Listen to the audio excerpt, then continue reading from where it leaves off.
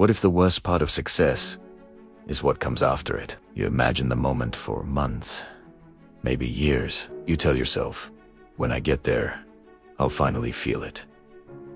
Then it happens. You get the job, you finish the degree, you hit the goal. And instead of excitement, there's silence. Not sadness, not joy. Just flat, and you don't tell anyone because you're supposed to be grateful.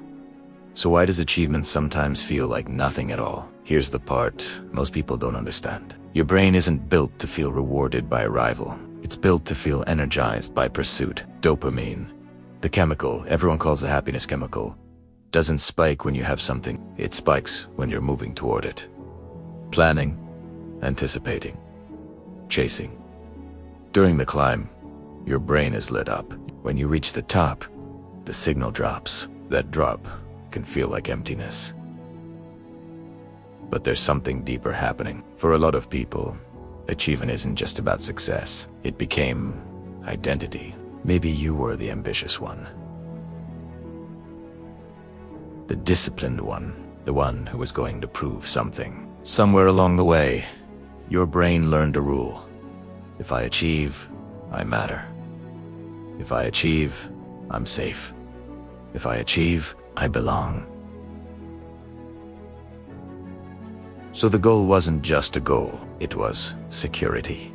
And here's the twist. If your identity is built around becoming, what happens when you finally become? There's a pause in the story. And the brain hates pauses, so it quickly looks for the next mountain.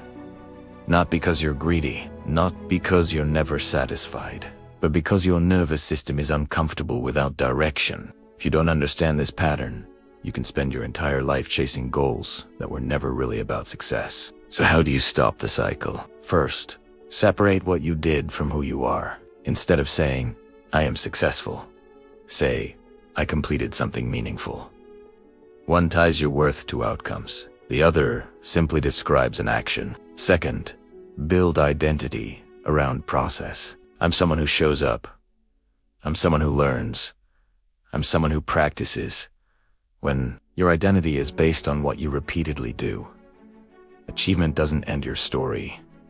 It just adds to it. Third, expect the dip. Tell yourself before finishing something big, I might feel empty after this. That's normal.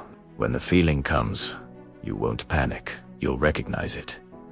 And recognition reduces its power. Finally, pause. Don't immediately rush into the next goal.